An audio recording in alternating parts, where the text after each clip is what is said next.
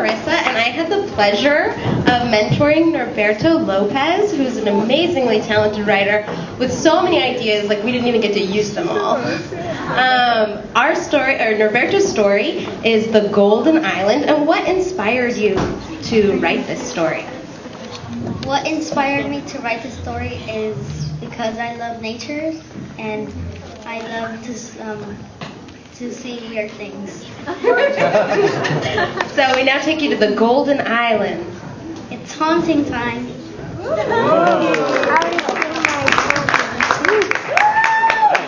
The Golden Island, written by Norberto Lopez.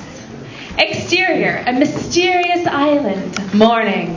Andrew, 21, a scientist and explorer, swims ashore with his pet gorilla, Joshua, who can fly.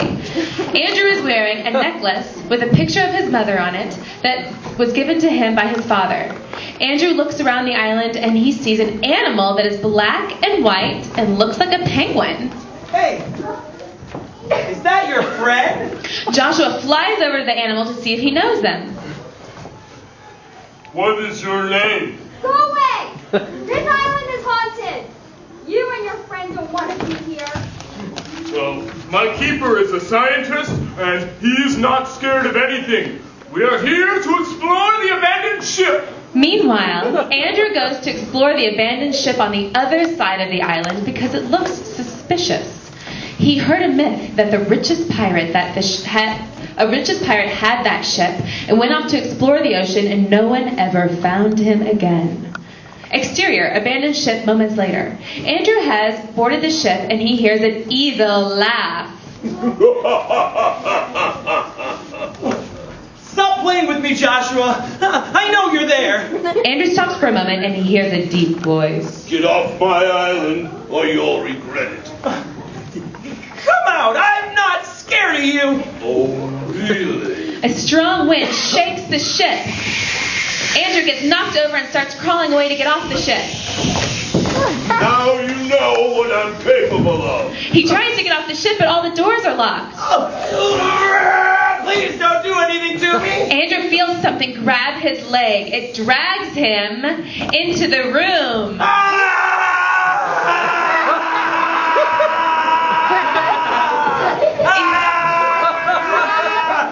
Interior, the secret room of the abandoned ship. Day. We now see that the deep voice is the ghost of Captain Bradnock, the most furious and richest pirate in the world. Andrew sees lots of pictures in the secret room of the captain as a young man and of the island with more nature. Why doesn't it look like this anymore? It's a secret. You have to get through this tunnel of death. Turn back that way. Andrew feels sad. Go back to the tunnel and you will find a shovel and dig down and find a button and you will need to push or I will make you suffer. Good luck. Do this before midnight or the island will stay like this forever. Captain Bradnock makes another hard wind.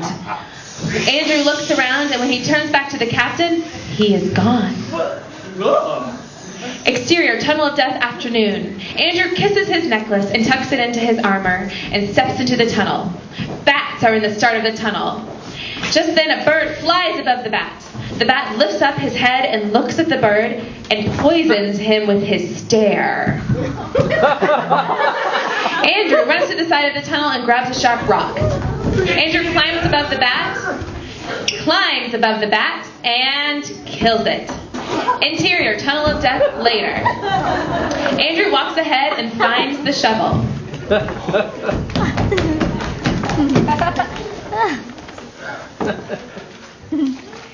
And he says, Gotcha! He picks it up and starts digging. He digs until he is in a vertical tunnel. He comes across a big box with numbers. The box has a face with eyes and a mouth. Pick 2 numbers. If you get one wrong, you die. Andrew gasps, closes his eyes, and presses the number 5 twice by accident, and it's correct. This number is the year that the captain died, 1955. Just then, Andrew falls down the tunnel and sees a door ahead of him. He sees a door ahead of him. He gets up and starts walking slowly towards the door. He opens the door and sees big rocks surrounded by water filled with crocodiles. Pass through this quick. If you fail, we'll eat you up. The crocodiles start making crunching, chomping sounds. Andrew steps back a few steps and starts running. He runs across the rocks, but on the last rock, his necklace falls. No! He lets go of the rock to save the necklace. Another bat is watching him. Suddenly the box appears to help save Andrew, just as Andrew falls. The box flies to Andrew to the side of the room. Oh, thank you for saving me. No problem. Then the bat sees the box and poisons him. The box falls into the water. The box gets poisoned and falls into the water.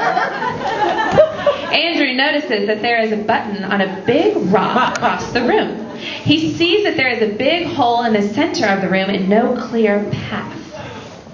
Oh my. Andrew throws a rock at the rocks by the button. The rock he throws falls.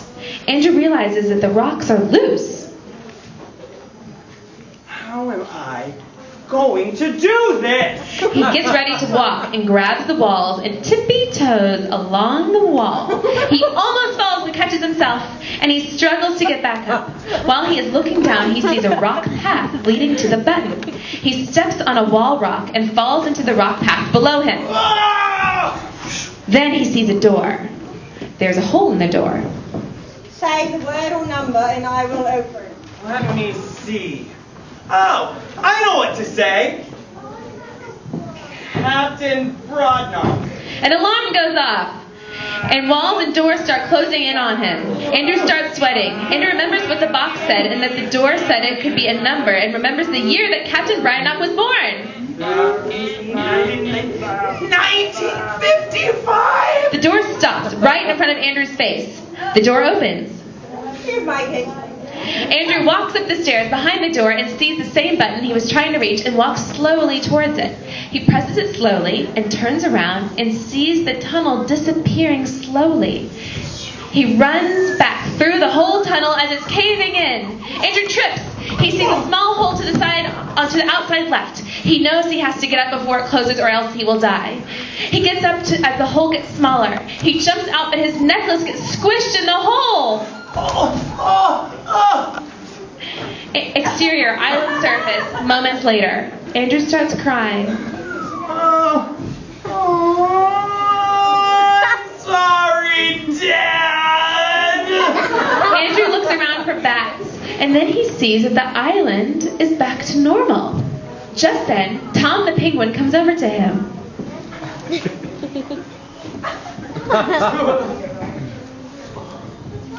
Nothing. What happened? It's your gorilla. What happened to him? Is he all right? If we hurry up, we'll be safe. Oh.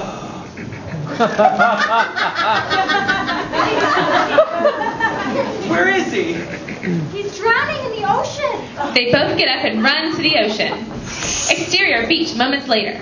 Andrew and Tom find Joshua floating face up in the water with only his nose sticking out of the water. Andrew climbs on a big rock and jumps in the ocean. Tom sees a big wave coming.